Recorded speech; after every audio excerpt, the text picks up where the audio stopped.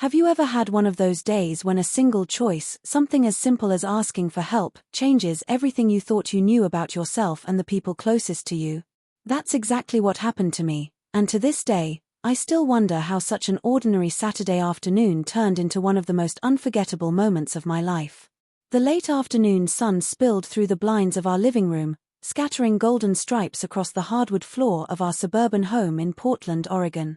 I was perched awkwardly on the navy blue couch, trying to stretch out the sharp ache in my lower back. My name's Emily Lawson, I'm 38, and I like to think of myself as fiercely independent. I've always prided myself on not needing anyone, fixing things myself, moving furniture, tackling life head-on without asking for help. But that day, independence had cost me more than I bargained for. It started when I dragged a vintage green armchair into the guest room. I'd found it at a thrift store, convinced it was perfect for my late-night reading sessions. The problem? It was far heavier than it looked. By the time I'd shoved it into place, my back screamed in protest. For 3 days, the pain had been my shadow. No amount of stretching, heating pads, or stubbornness could erase it. The house was unusually quiet. My husband, Daniel Lawson, a marketing consultant, was away in Chicago for a week-long conference.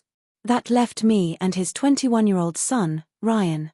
Ryan was in his junior year at Oregon State University, but he'd taken online classes this semester so he could help with the family's small coffee roasting business. Ryan wasn't just my stepson anymore. Over the 6 years since Daniel and I married, he had gone from a withdrawn teenager to something else entirely: a friend, a confidant. Someone who surprised me with his wit, his easy laugh, and his ability to read a room in ways even adults sometimes couldn't.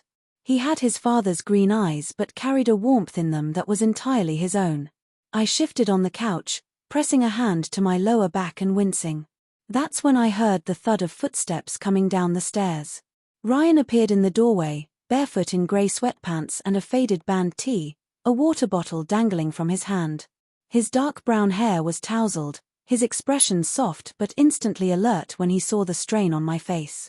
"You okay?" he asked, his brows knitting with concern. I forced a smile, though it felt thin. "Just my back. Think I overdid it moving furniture." He set his water bottle on the coffee table and moved closer. "That doesn't sound good. Want me to help? I could try massaging it out, if you're cool with that." His offer caught me off guard. My first instinct was to brush it off. I wasn't used to asking anyone for help, especially not him. But the pain was relentless, and there was something in his earnest expression that made me hesitate. "You know how to do that?" I asked skeptically. He shrugged, flashing a half-smile. "Kind of. Helped a buddy with a baseball injury once. I'm no pro, but I can give it a shot." My pride and discomfort wrestled for dominance. Letting him help felt vulnerable, even awkward. But the ache in my back refused to be ignored. Finally, I sighed. "Okay. Just the lower back." I shifted to lie face down on the couch, my head resting on a throw pillow. Ryan pulled over the ottoman and sat behind me. When his fingers brushed against the fabric of my sweater, I tensed, but his touch was surprisingly gentle. Careful. Almost cautious. "Tell me if it's too much," he said quietly. The first few moments felt strange. His hands moved slowly, pressing into the tight muscles along my spine.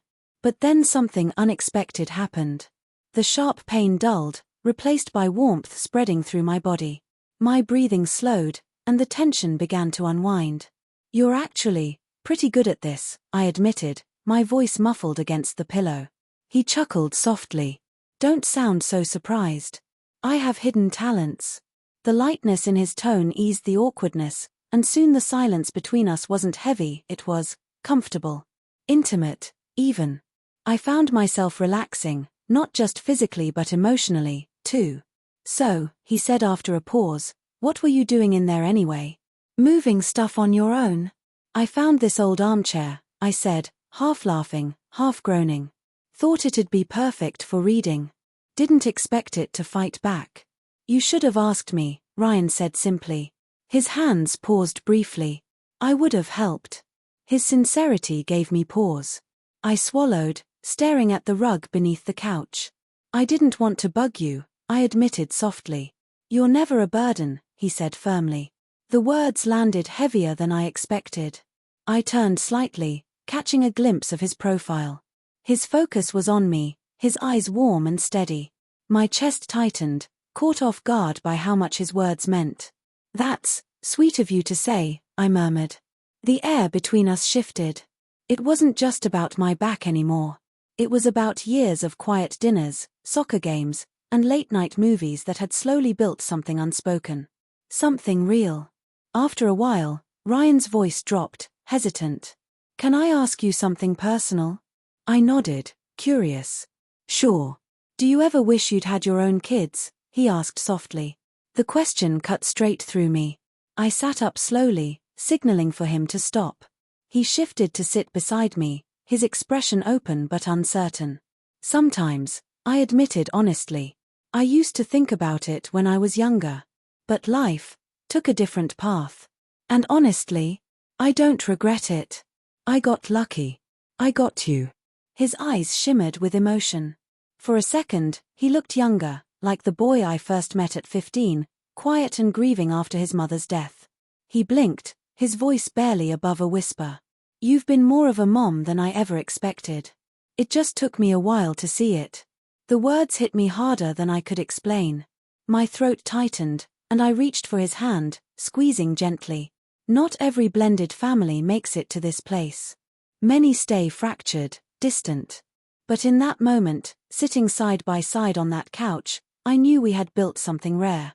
He chuckled suddenly, breaking the heaviness. Man, this was supposed to be about your back, not a therapy session. I laughed, the sound bubbling up freely. Well, you helped with both. Later that evening, we reheated leftover lasagna and ate at the kitchen island, laughter filling the space as Ryan animatedly told me about a documentary project he was working on for his film studies class. Watching him talk with such passion, I couldn't help but feel proud and strangely grateful that he trusted me enough to share this part of himself. Before bed, I found myself reflecting. I had asked for help with something small. What I got instead was a reminder of connection, of love that doesn't always follow the traditional path. Healing isn't just physical, it's emotional, too.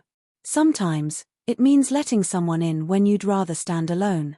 The next morning, my back was still sore, but lighter, manageable. I sipped coffee at the kitchen table, watching Ryan work on his documentary, headphones in, his face focused. And in that quiet moment, I knew that no matter what life threw at us, we'd face it together. Sometimes, the unexpected moments are the ones that stay with you forever.